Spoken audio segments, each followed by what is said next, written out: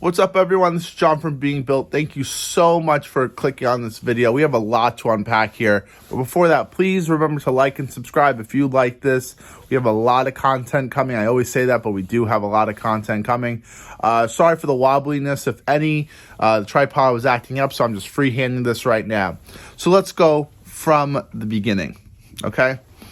I've owned my 1989 240 for the past 4 years or so. The car, when I received it, so I purchased it from the original owner out in Amityville, Long Island, New York. It was all rotted out, typical S chassis rot, with frame rail, in the rear. But we took care of that. There's maybe like one or two spots that I would like to take care of, just for my own OCD. And just so that I know that the car is rust-free, or, as much as I can. So the car has always been something, we'll fix one thing, the next thing happens. We fix one thing, the next thing happens, typical project car things. Up until this summer. So this summer was like the first year that, we put in a new high output alternator, did like the big three with like the grounding and everything. Car was driving great, really healthy. I was amazed because, it's from 1989. I'm sure the old owner used and abused it just based off of things we've seen throughout. But like the trans was great, engine was great. It just needed like typical things like new battery, alternator, clean out the oil, clean out the gas. It's been great. Drove this thing down to Ocean City, Maryland the first year when it was blue and gold with the stars on it. It's been a lot of fun. This is my favorite car. I hope to never sell this car. Now, fast forward to present day. A couple weeks ago, was very honored by the fact that we were invited to showcase the 240 at the Philadelphia Auto Show. Just like a really humbling experience because that's a big deal show. There's a lot of money in that show. There's a lot of crazy cars. And it was a really big honor for us because it was like, hey, we put all this work into a car. Here it is, world. Like, everyone see it. Just from, the responses we were getting, I was just like standing behind the audience of people like walking past and overhearing. So people didn't know like I owned it. So it was unfiltered comments. And, I would give this car like a 98%. It was just overwhelmingly well received. And I was really like taken aback by that because, people could be brutal when they see cars. So I was really thankful for that. I built this thing for myself, but, it's always interesting to hear what other people have to say. So the Philly Auto Show was basically the final send-off. That was the funeral, the wake, whatever you want to call it, for the car. We decided that we were going to drive the car 2.5 hours from New York to Philly because the car was driving great. Temps were great. Everything just, all in all, amazing. Now, about 30 minutes away from Philly, so we're in like southern Jersey. I'm in the left lane. And I'm going about 60. I'm cruising. Not many people on the road. And Mike was following me in the CRV, and we both had walkie-talkies. And Mike radios to me. He said, bro, you got to go just a little faster because, people are starting to pass us. I was like, yeah, that's fair. So I go to hit the gas a little bit, and there is just no response. Just nothing. And it's just staying at 60. So I'm like, oh shoot, like, is it, the throttle cable? Is it trans? Like, what's going on? Why is this car not pushing over 60? And as soon as I started wondering that, all of a sudden the car is just dropping and dropping and dropping. So it's going from 60 to 58 to 55. And I'm like, oh. So I'm radioing Michael. I'm like, Mike, put your hazards on. We got to get off this highway, or at least on the shoulder.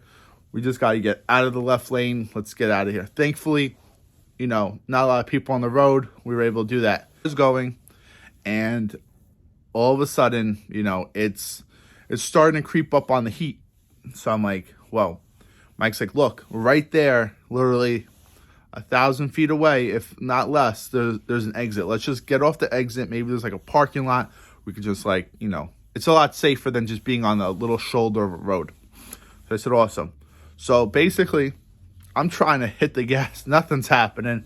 I'm basically just rolling down. Thankfully, it was downhill ramp, just going, cruising. I get off the highway, and thankfully, maybe like a block away from the highway is a parking lot. We roll into the parking lot, and by then, literally the car, as soon as I got into the parking lot, the temp just spiked up to 250, 260, and the car was dead. And I'm hearing all sorts of crazy knocks, and the car's almost sounding like it's farting. It's making crazy noises I never heard before. So I'm really just coasting into that parking lot. And this guy's actually just looking at me like, what the hell's going on here? And I just literally rolled into a spot. And as soon as I got into the spot, there's white smoke coming from the hood. And I'm like, oh, shoot, it's probably like an engine fire. What's going on? Maybe like the gas line came off. What's going on? Why is there white smoke coming from the car? So I actually I have a fire extinguisher from GTFO Overland, shameless plug right there. But grabbed that out of the car, and Mike's like, all right, stand back. Obviously the car's off, keys out. And so I said, Mike, stay back. We popped the hood, and thankfully, it was just, we figured it was coming from like between the block and the head. So like, all right, obviously that's coolant, getting into the block and everything. So the head gasket failed. So we said, you know what, this is isn't amazing. We let the car cool down for about, I would say 40 minutes, 35, 40 minutes. And we said, look, we're almost at Philly at this point. Let's see what happens. Let's, if we turn on the car again, what happens?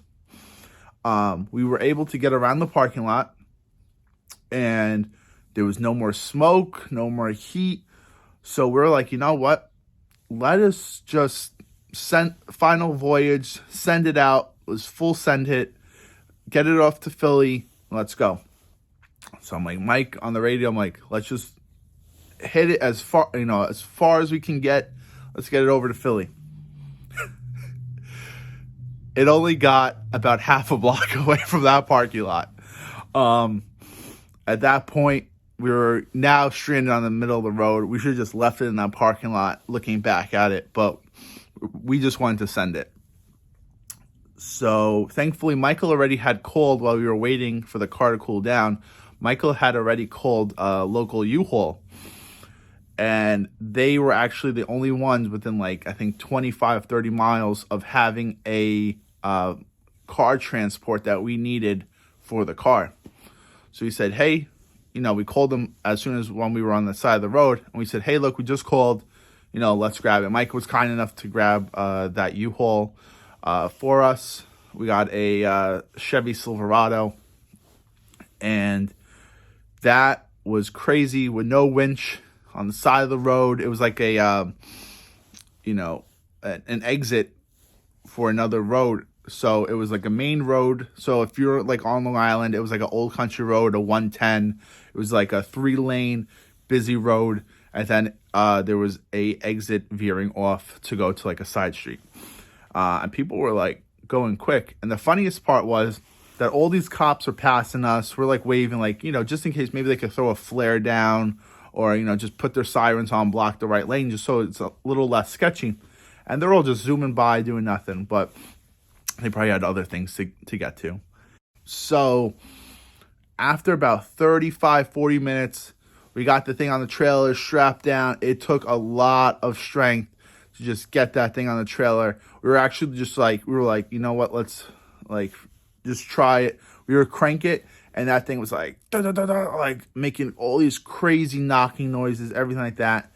Finally, we were able to get it on the ramp and trailer. We were like, all right, here it is. Let's bring it down to the auto show, let it have its final send-off, and then we'll collect it from there. From there, it had an amazing week there. Really heard some nice compliments. We received a ton of DMs. I cannot believe the amount of DMs and like the pictures that people were sending us. Even one guy took a TikTok video. It was just really humbling to see my car in a setting, like an indoor setting like that, and an actual like really established show. And, we're just like very humbled and grateful for that opportunity. And I think that was like the right send off. And I couldn't have asked for a better show to do it at. Fast forward to the Sunday after the show. We had hit up Island Cole. If you ever need a tow, hit him up. He was kind enough to come down to Philly. He scooped up the car and then brought it back up to Queens, New York for us. There we then left it at RPM NYC because we're like, hey, look, if it's a head gasket and, have the head refinished, hopefully there's no damage to the block, we'll do it like that. Keep the single jingle alive a little bit longer. Definitely a cheaper route than swapping the motor. And I always want to swap the trans just because I always, real fun fact, 240 was always automatic. So I was really looking forward to making it a manual. So I was like, hey, while it's there, maybe grab a manual, swap it in, keep the single jingle for a while, and then, save up some money. So they looked over it and they were like, look, John, we can pull this engine. Maybe if the block is all right, we can, fix it, rebuild it, good to go. But the knocking was just crazy.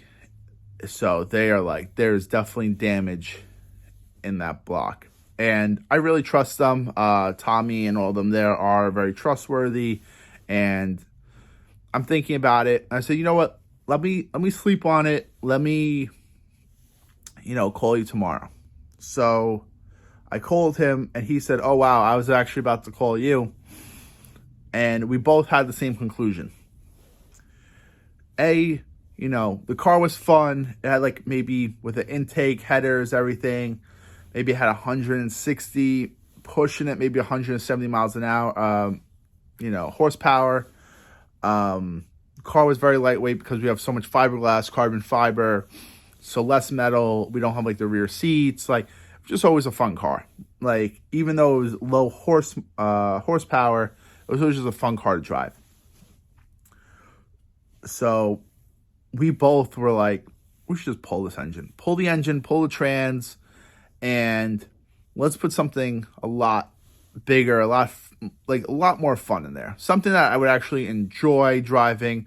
I would enjoy popping the hood because I never pop the hood at shows or meets because I'm like, hey, look, it's a single jingle with a powder-coated valve cover on it. Nothing crazy, nothing to showcase. It's not like I had a, original restoration of a 240. This thing was, everything's been touched on that car. So why not the engine? Because he's like, look, for you to put all this money into, trying to rebuild this engine, and at the end of the day, you're not getting any crazy power out of it, and, the damage is done. Granted, yes, you could rebuild it if, obviously the block is fine, good to go. So, we both made the decision. They pulled the engine and trans for me, took out the drive shaft, and I paid them, and I have the car back now. And we are going to be doing something a little bit spicy. I can't say I'm the first to do it. There's definitely a good amount of people who've done the swap that I'll be doing, but I think I'm going to be doing my own twist to it. Definitely the engine bay is going to be wild. I'm actually in talks with a couple of different paint companies to do something really cool. So the whole car, as you know, is all blacked out, carbon fiber. So it's like menacing looking, but, it's just very, one color. Boom. But when you pop the hood, I want it to be wild in there. So really looking forward to that. Stay tuned, everyone, and I'll keep you all updated. because this thing's going to be a while. I already ordered the transmission. It's coming from New Hampshire. I ordered that last night. It's a manual, and that begins the process. So we're going to be stacking parts for a good amount of months. I need to honestly save my money, and I want to do this right. And it's going to be something that I'm going to be proud of when I pop the hood. I'm going to say, hey, look, here's my car. Here's everything that's been done to it. Not one thing is stock on this car except for, the original chassis of the car. Be sure to subscribe because we're going to have a lot of new updates coming really soon, including new parts. So check us out, Being Built Worldwide Car Club, and stay safe out there. And we love you all. Woo!